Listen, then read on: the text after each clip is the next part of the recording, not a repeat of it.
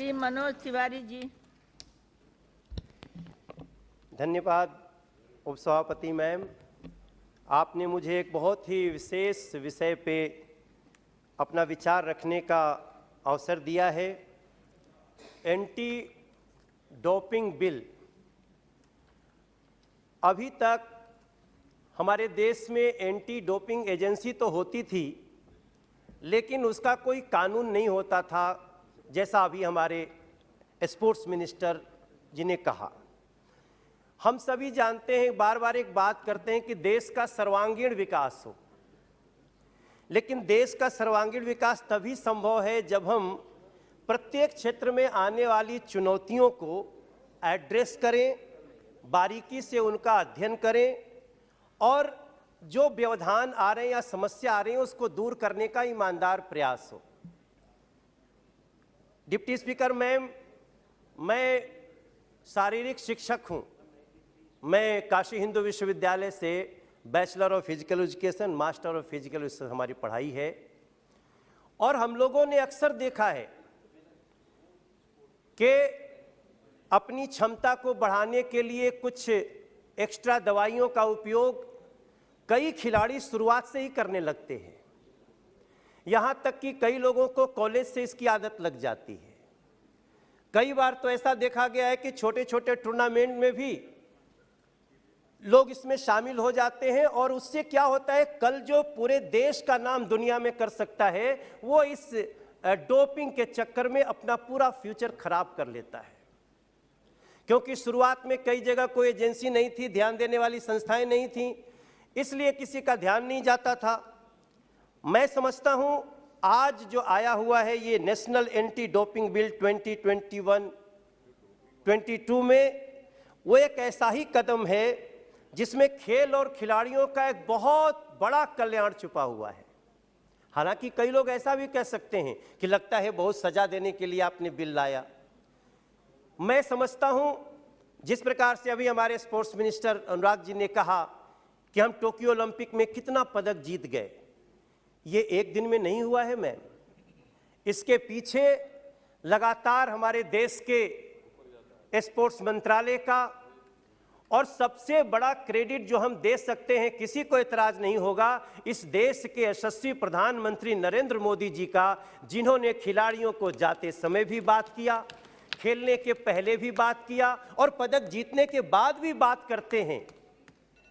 ये कितना बड़ा ऊर्जा का संचार करता है, इसको हम और हमारे जैसे कई खिलाड़ी, खेल शिक्षक समझ सकते हैं। मैं इसलिए मैं आज बड़ी खुशी व्यक्त करता हूं और मुझे बड़ी प्रसन्नता इस बात की हो रही है कि इस देश में अभी छोटी छोटी चीजों को, जो हमारी प्रगति में बाधक होती थी, उसको हम करेक्ट कर रहे हैं। उसी दिशा में ये कदम है। मैं सदन में बैठे हुए अपने सभी साथियों को और जो सुन रहे हैं उनको कुछ फैक्ट्स देना चाहता हूं, जिसके लिए विश्व डोपिंग रोधी मतलब एंटी डोपिंग जो ये लॉ है, उसके लिए सभी देशों को एंटी डोपिंग नियमों को लागू करने के लिए नेशनल एंटी डोपिंग संगठन की आवश्यकता पे बल दिया गया। उसके बाद डोपिंग रोधी नियमों का मूल उद्देश्य यही है कि सभी एथलीटों को, खिलाड़ियों को एक समान अवसर मिले और किसी भी एथलीट को प्रदर्शन बढ़ाने वाली दवाओं का सेवन करके अनुचित लाभ न प्राप्त हो सके। ऐसा पहले हुआ है, जबकि दुनिया के कई गेम्स में किसी अन्य देशों के लोगों ने ऐसी ऐसी दवाइयों का प्रयोग किया और बहुत अच्छा प्रदर्शन कर गए। जब तक ये पता चला, इसमें कई हमारे देश के लोग भी इस कुसंगति में आ गए। अब उसके कारण क्या होता था कि बहुत सख्ती न होने से यहाँ से लोग चले गए और जब पदक जीत लिए या उन्होंने खेल में परफॉर्म किया, उसके बाद पकड़े गए और कई बार हमारे देश की इसमें बुराई भी बहुत होती रही है। मैं समझता हूं अब एक बात और भी ध्यान में रखने वाली थी कि पहले जो नाडा काम करती थी, जो हमारी एंटी डोपिंग एजेंसी थी, उसका अपना कानून न होने से कई बार वो डिसीजन लेती थी, कोई कोर्ट में चला गया, कोई उसको अटका दिया, भटका दिया, लटका दिया, और इस कारण जो सही मायने में कार्रवाई होनी चाहिए थी वो नहीं होती थी। लेकिन अब ऐसा हो सकता है।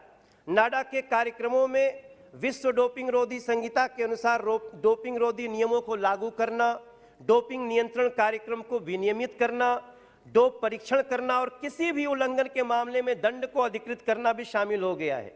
भारत में एथलीटों को डोपिंग रोधी के बारे में शिक्षा प्रदान करना भी एक बड़ा इसका दायित्व होगा। खेल संबंधी स्थायी समिति ने भी इसको 2021 में संस्तुति की है कि ऐसा कानून बनना चाहिए, और इसने खेल विभाग को 2021-22 में डोपिंग रोधी कानून लाने की सिफारिश भी की है। इसमें एक और भी अच्छी बात है, बहुत स्पोर्ट्स मिनिस्टर ने अपनी बात में कहा भी और सभी को जानने लायक है। कई बार ऐसा होता था कि हम सिर्फ सजा देने के लिए, रोकने के लिए नहीं, कई लोगों को गलत भी फंसा दिया जाता था और खिलाड़ियों को अपनी बात कहने का मौका भी नहीं मिलता था। अभी इस कानून में यह भी प्रावधान किया गया है कि किसी एथलीट को अपनी अगर गलत ढंग से उसको फंसाया गया है तो उसको भी अपने अपील बोर्ड में जाने का अधिकार होगा, उसको सुना जाएगा। ऐसे में जो सबसे महत्वपूर्ण विशेषताएं हैं वो याद रहना चाहिए। हम सदन से ये बातें कह रहे हैं, देश में जो भी खिलाड़ी सुन रहे होंगे उनको ये जरूर ध्यान रखना चाहिए कि एथलीटों को ये सुनिश्चित करना चाहिए कि निम्नलिखित नियमों का कभी उल्लंघन न हो। किसी एथलीट के शरीर में प्रतिबंधित पदार्थों की उपस्थिति ना हो, निषिद्ध पदार्थों या विधियों का उपयोग करने का प्रयास या कब्जा न हो, अधिकारियों द्वारा नमूना संग्रह के लिए प्रस्तुत करने से इनकार न करे कोई, निषिद्ध पदार्थों या विधियों की तस्करी या तस्करी का प्रयास न करे, ये सब सजा के काबिल हो जाएंगे। मैं ऐसे उल्लंघनों की सहायता करना या उन्हें छिपाना भी एक बड़ा दोष होगा। उल्लंघन के परिणाम क्या हो सकते हैं, ये हमारे देश के हर खिलाड़ी तक पहुंचना बहुत आवश्यक है।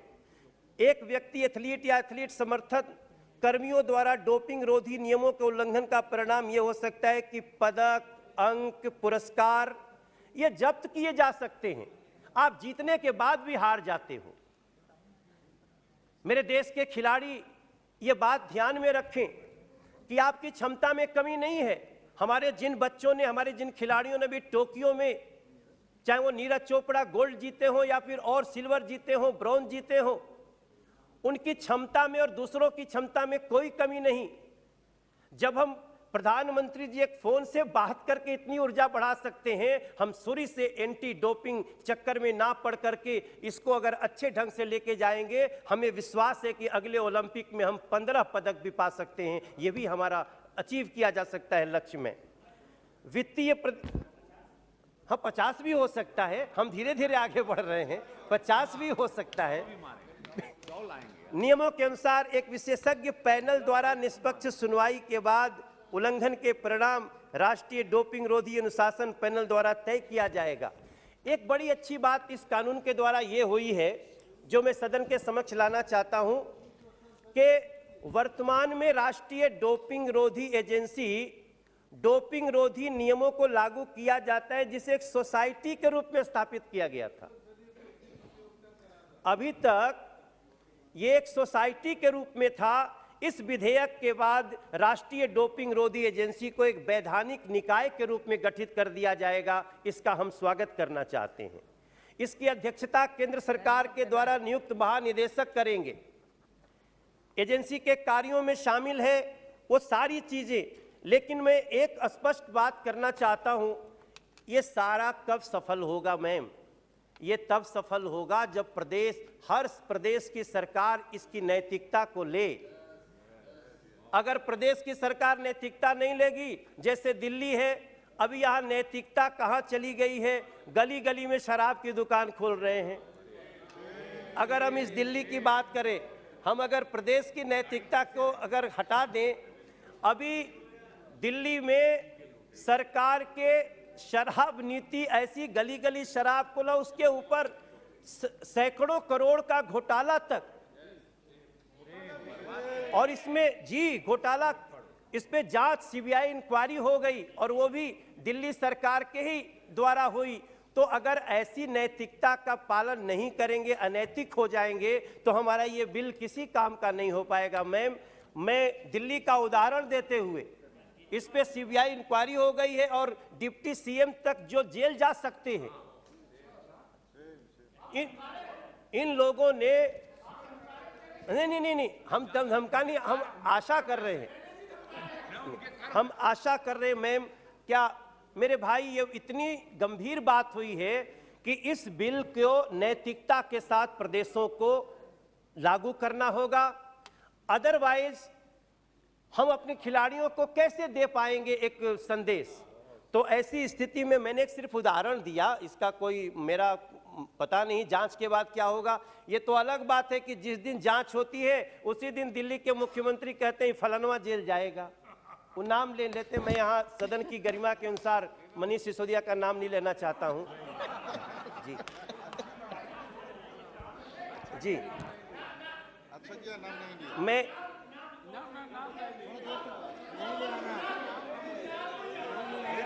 नहीं और ये बोल रहे हैं, मैंने वहाँ के मुख्यमंत्री बोल रहे हैं।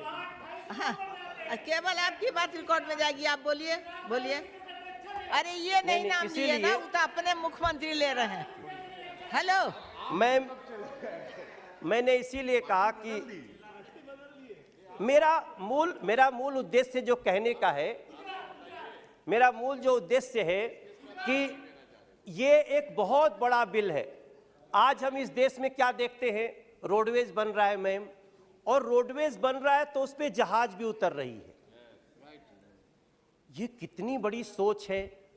सर्वांगीण विकास की प्राप्ति तो तभी होगी, और वायु सेना के विमान उतरते हैं, और कितना विश्वास है अपनी सड़कों पे कि प्रधानमंत्री जी स्वयं विमान में उन सड़कों पे उतर जाते हैं। और दूसरी तरफ मैम, जब दूसरी तरफ जाएंगे तो अब स्कूल के बच्चों को, दिल्ली के स्कूल के बच्चों में ही ड्रग्स की आदत पड़ जा रही है। वो सुट्टा मार, एक शब्द होता है सुट्टा, सॉरी अगर मैं गलत प्रयोग कर रहा हूं, लेकिन इसको हम इसलिए देश के सामने ला रहे हैं कि इसको लाना इसलिए आवश्यक है कि एंटी डोपिंग कानून जो आज आया है, ये हमारे देश के एथलीटों को, खिलाड़ियों को, उनको और भी ऊर्जा बढ़ाने वाला है, कुसंगतियों से रोकने वाला है। ये दिल्ली में ऐसा चल रहा है सुप्रिया जी, देख लेंगे सुट्टा अगर शब्द नहीं है तो। ड्रग्स को अगर अनपार्लियामेंट्री होगा तो हटा दीजिएगा।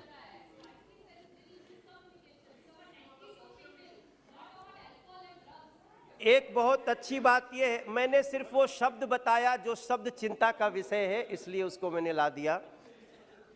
खेल में अभी एक बहुत अच्छी बात इस कानून को आने के बाद हो रही है कि एंटी डोपिंग कानून और डोपिंग रोधी अंतर्राष्ट्रीय प्रतिबद्धताओं को अनुपालन करने के लिए ये विधेयक खेल में राष्ट्रीय डोपिंग रोधी बोर्ड की स्थापना करता है। पहली बार डोपिंग रोधी बोर्ड की स्थापना करता है, और ये बोर्ड एजेंसी की गतिविधियों को निगरानी करेगा। मेरे हिसाब से जिस प्रकार से इसमें सेवानिवृत्त उच्च न्यायालय के न्यायाधीश, एक उपाध्यक्ष कानूनी विशेषज्ञ, 4 सदस्य चिकित्सा व्यवसायी और सेवानिवृत्त प्रतिष्ठित एथलीट भी रखे जाएंगे इसमें, ताकि चूंकि खिलाड़ियों को समझता है, इसलिए इस कानून की रचना बहुत अच्छे ढंग से की गई है मैम। और मैं समझता हूं कि जिस प्रकार से ये पैनल ये सुनिश्चित करेगा कि प्रतिबंध लगाने से पहले एथलीटों की भी निष्पक्ष सुनवाई हो। आज तक ये नहीं होता था मैम। हमने कई ऐसे, हमारे दिल्ली और हरियाणा के भी कई ऐसे हमारे एथलीट हैं जिनके साथ कई बार ज्यादतियां हुई, ऐसा देखा गया, लेकिन उनको सुना नहीं गया। तो ये कानून उनके लिए भी बहुत सहायक सिद्ध होने वाला है। इस कानून के तहत हम लेबोरेटरी की स्थापना करने वाले हैं। मैं मौजूदा राष्ट्रीय डोप परीक्षण प्रयोगशाला, उसको प्रमुख डोप परीक्षण प्रयोगशाला माना जाएगा, लेकिन इसके अलावा भी इस कानून से ये निश्चित किया गया है कि केंद्र सरकार और अधिक नेशनल डोप परीक्षण लेबोरेटरी की स्थापना करेगा। मैं समझता हूं जिस प्रकार से नरेंद्र मोदी जी ने देश में अभी सांसद खेल महोत्सव शुरू करवाया, पता नहीं हमारे और कई सांसदों ने कितने लोगों ने कराया, लेकिन मैं समझता हूं बहुत लोगों ने कराया। और उसमें हमने एक नारा सुना है, मैं नारा चल रहा है कि गली गली से खेल की प्रतिभा चुन के लाना है, नशा मुक्त हो युवा हमें संकल्प उठाना है। और ये कानून आने के बाद मुझे पूरा विश्वास है, नहीं दिल्ली वाले भी आज नहीं कल समझेंगे, अभी थोड़ी गलत हाथों में है तो गड़बड़ है।